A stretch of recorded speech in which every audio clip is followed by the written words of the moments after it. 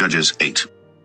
And the men of Ephraim said unto him, Why hast thou served us thus, that thou callest us not, when thou wentest to fight with the Midianites? And they did chide with him sharply. And he said unto them, What have I done now in comparison of you? Is not the gleaning of the grapes of Ephraim better than the vintage of Abiezer? God hath delivered into your hands the princes of Midian, Oreb, and Zeb. And what was I able to do in comparison of you? Then their anger was abated toward him, when he had said that.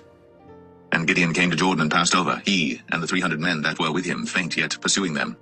And he said unto the men of Succoth, Give, I pray you, loaves of bread unto the people that follow me, for they be faint, and I am pursuing after Zebah and Zalmunna, kings of Midian.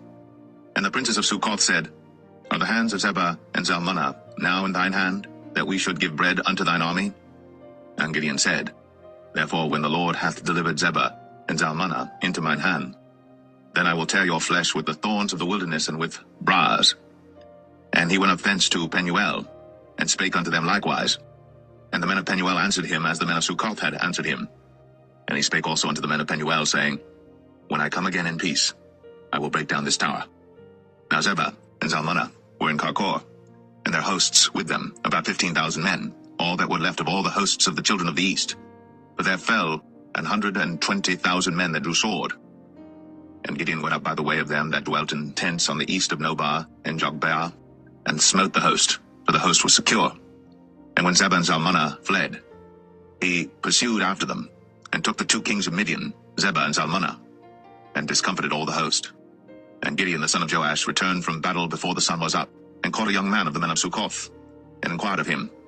And he described unto him the princes of Succoth and the elders thereof, even 70 men. And he came unto the men of Succoth, and said, Behold, Zebah and Zalmunna, with whom ye did upbraid me, saying, Are the hands of Zebah and Zalmunna now in thine hand, that we should give bread unto thy men that are weary?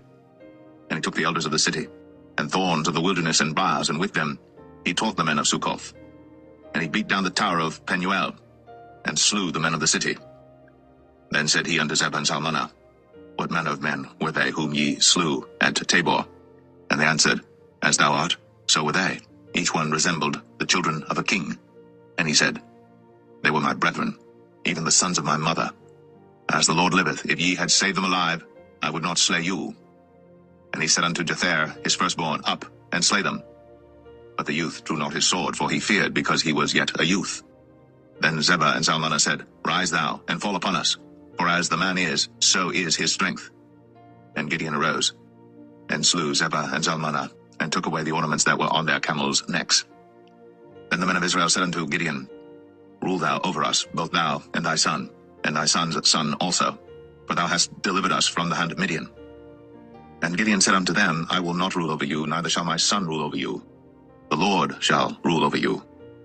And Gideon said unto them, I would desire a request of you, that ye would give me every man the earrings of his prey. For they had golden earrings, because they were Ishmaelites. And they answered, We will willingly give them. And they spread a garment, and did cast therein every man the earrings of his prey. And the weight of the golden earrings that he requested was 1,700 shekels of gold, beside ornaments and collars and purple raiment that was on the king of Midian, and beside the chains that were about their camels' necks. And Gideon made an ephod thereof, and put it in his city, even in Ophrah. And all Israel went thither a-whoring after it, which thing became a snare unto Gideon and to his house. Thus was Midian subdued before the children of Israel, so that they lifted up their heads no more. And the country was in quietness 40 years in the days of Gideon. And Jerubbaal the son of Joash went and dwelt in his own house. And Gideon had 70 sons of his body begotten, for he had many wives. And his concubine that was in Shechem, she also bare him a son, whose name he called Abimelech.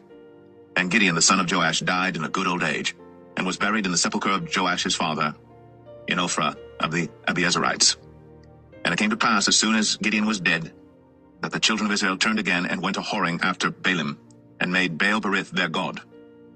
And the children of Israel remembered not the Lord their God, who had delivered them out of the hands of all their enemies on every side. Neither showed they kindness to the house of Jerubbaal, namely Gideon, according to all the goodness which he had shown unto Israel.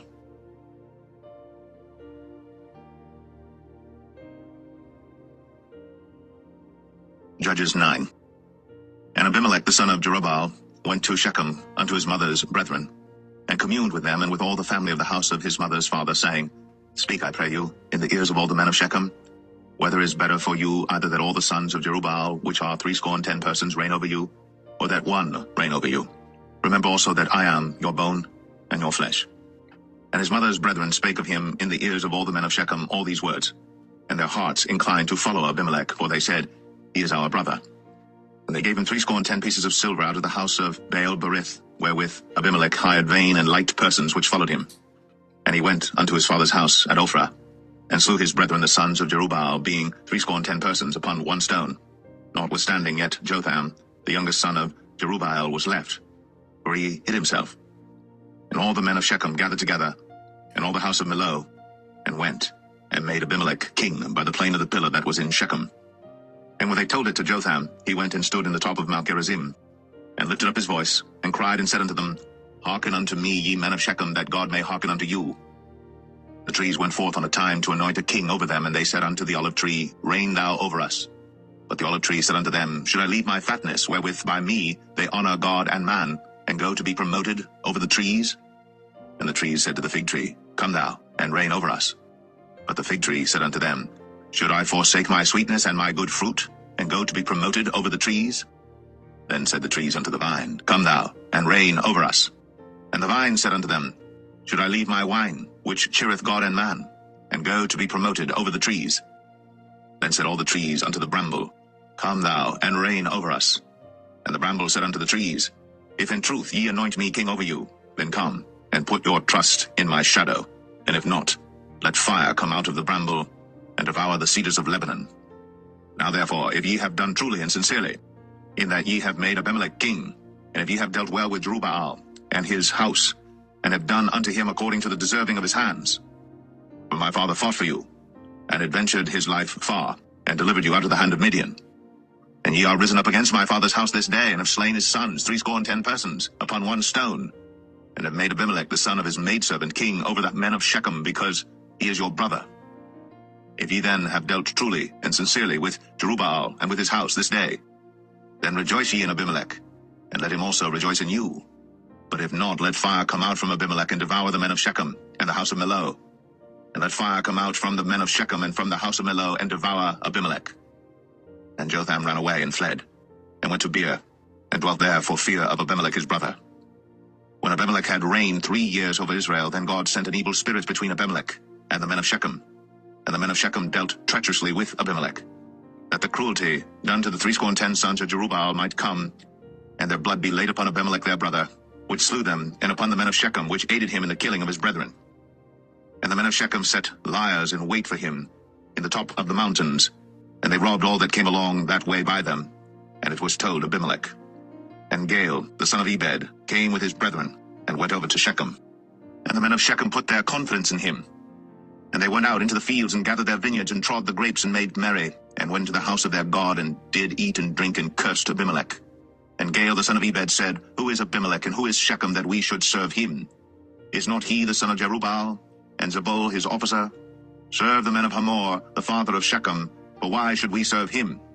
And would to God this people were under my hand, then would I remove Abimelech.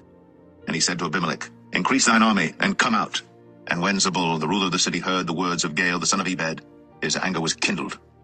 And he sent messengers unto Abimelech privily, saying, Behold, Gaal, the son of Ebed, and his brethren be come to Shechem, and behold, they fortify the city against thee. Now therefore up by night thou and the people that is with thee, and lie in wait in the field. And it shall be that in the morning, as soon as the sun is up, thou shalt rise early, and set upon the city, and behold, when he and the people that is with him come out against thee, then mayest thou do to them as thou shalt find occasion. And Abimelech rose up, and all the people that were with him by night, and they laid wait against Shechem in 4 companies.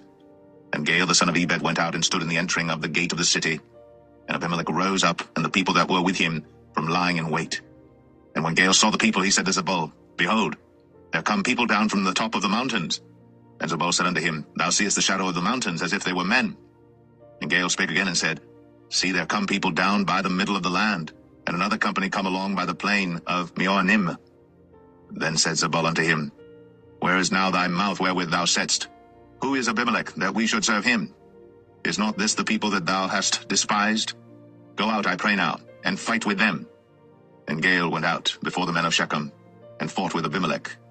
And Abimelech chased him, and he fled before him, and many were overthrown and wounded, even unto the entering of the gate.